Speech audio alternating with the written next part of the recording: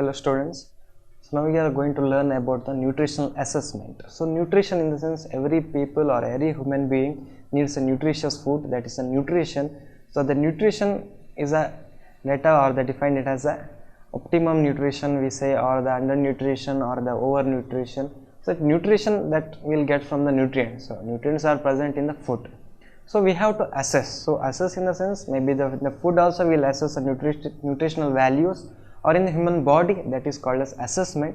So assessment means why it is required, because nutrition intake it is not same for each and individual. So it is varies according to the growth and development, and in particular stage or in a particular disease or particular condition it may vary, but in a general growth it is required. Some people may have deficiencies, some may have overnourished or malnourished. All those cases nutritional assessment plays very important role. Even in the hospital setup, nutritional diagnosis or the nutrition screening is very important, because we will find what is deficient, and in some other metabolic syndromes also nutritional assessment plays very good role. So now we will learn about the nutritional assessment, how it works and what are the requirements we need, and or the different classification or the different types or the different tools that we have to follow.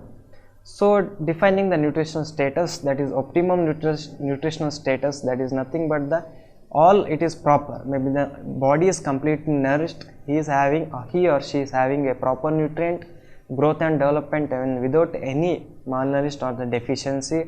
Then undernutrition, that is something deficiency, that may be the protein or energy, where they are not getting the proper amount of nutrients in a particular age or a particular time or a particular place. Or overnutrition. So overnutrition nowadays we say in people, because some people are nourished with single nutrient. You will see obesity is a common thing. So that is also overnutrition.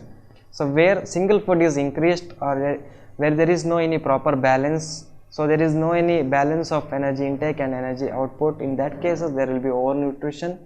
And nutritional requirement at different age groups. So in a different age group the nutritional requirement it may change.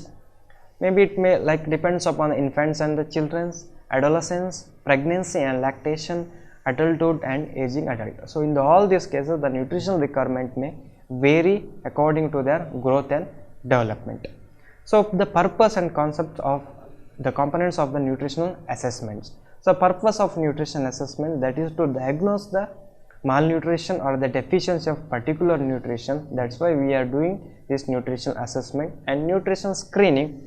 So nutritional screening it is plays very important role in the hospital setup or in a diet counseling, because we should know what is deficient, whether he is taking a proper food. If the person is taking proper food, then everything will be proper. He doesn't have any deficiency. Sometimes in some cases still they are normal healthy, they have some vitamin deficiency, that which we can manage within a nutrition status or with a good food. So admission nutrition screening tool, while the patient is getting admitted, then we have to do a nutritional screen. So screening in the sense just asking what are the details that we can take, or what they are eating, what are their food habits, whether their physical activity is proper, or they are following proper meal timings, whether they are having complete nutritious food, all those things. Then 24-hour recall. So that is in a hospital setup where we will provide some food. So that will be restricted. Maybe in the hospital setup we are giving some therapeutic food. So 24-hour recall, it is to collect the data within 24 hours, maybe the previous day. We will set some calorie for that patient, and that amount of food is given to that patient, and next day we are taking the recall. So that is a 24-hour recall, just previous day what he had. That is to know whether the patient is willing to eat all those food, whether it is requirement is sufficient or he is not eating. For all that data we are following this 24-hour recall method. Then one more thing, that is food frequency questionnaire. So food frequency questionnaire in the sense it is a set of questionnaires where the food or the quantity of food, maybe the cereals or the pulses or the grains or anything, maybe fruits and vegetables, how much quantity he is taking, all those things.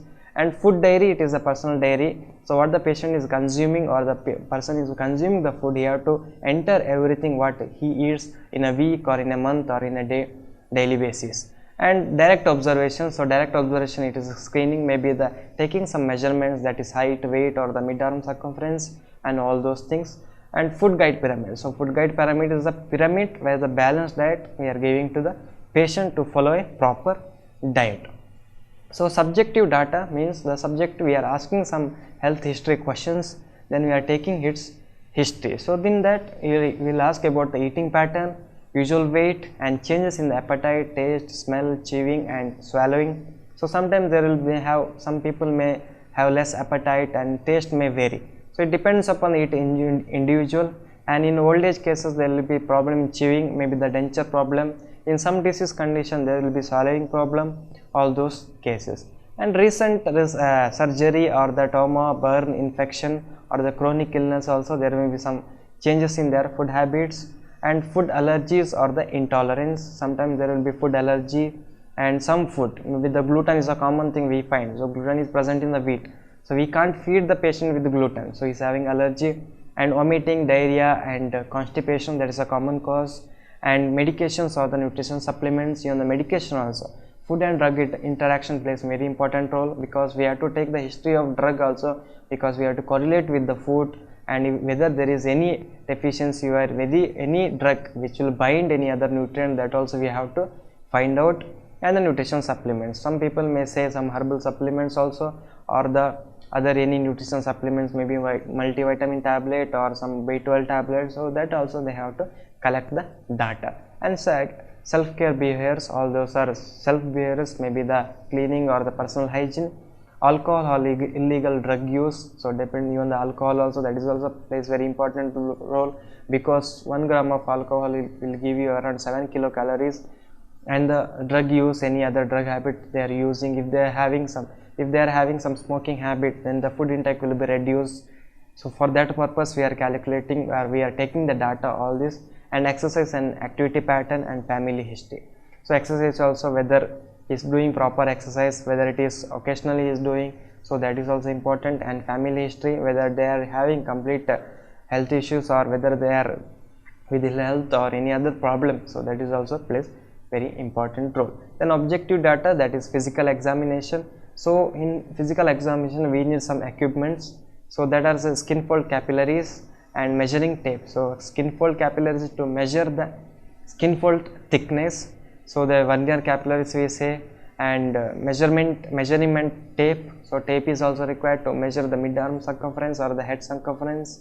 And anthropometer, pen, pencil, nutritional assessment, data form.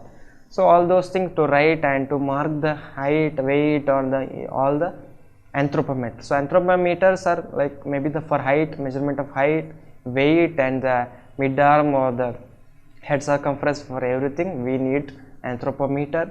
And pen and pencil, it is to just mark or any changes we have to do. And for nutritional assessment data form, it is to enter all the assessment what he did. So we have to write it all, we have to note down all the points what we have measured. So then objective data and physical examination. So anthropometric measurements, so derived weight measurement, so what measure weight and whether it is matching with their ideal body weight, and percentage of usual body weight and weight changes, that all thing we have to measure. So then objective data, physical examination, that is one thing, that is the body mass index, where height in kgs divided by weight in kgs divided by height in meter square. And waist hip ratio, so we have to calculate the waist hip ratio. So waist we have to measure the above the umbilical coil, and even the ratio, that is waist circumference divided by the hip circumference. So the objective data here also, it includes skin fold thickness, technique of measurements, and repeated 3 measurements, then we taken the average.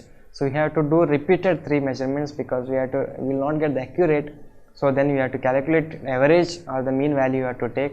And mid upper arm circumference, that is the upper arm, and you have to calculate all your arm level, then the middle point you have to calculate for the mid arm circumference.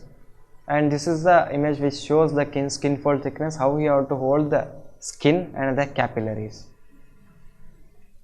So objective data, physical examination, that is derived anthropometric measurements. So mid arm circumference, and it is a formula, and mid arm muscle area, so this is a formula, and arm span or the total arm length, frame size of elbow breadth. So all these are the physical examination. It depends upon the mainly in the malnutrition cases. So laboratory studies in nutritional assessment, so this is also plays very important role, that is hemoglobin or the serum protein, serum albumin, nitrogen balance, creatinine, and skin testing, cholesterol, triglycerides. All these are very important factors, because these symptoms or the any variation in the values will show the what he is deficient, or we can correlate slightly with the nutrition factors also. So abnormal findings in the classification of malnutrition.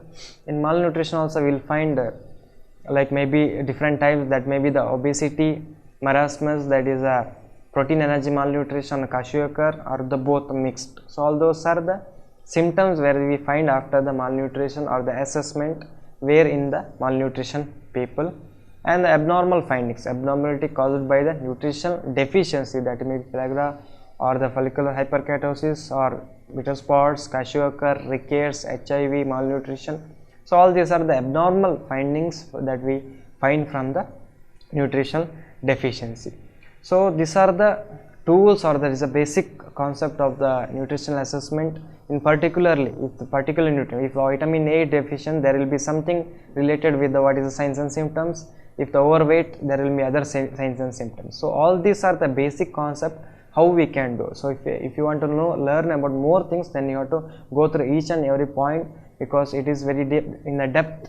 So if you learn about skin fold thickness, what are the measures, where are the locations where you have to take, and what are the standard levels, so everything is very important. So this is a basic concept about the nutrition assessment. Thank you.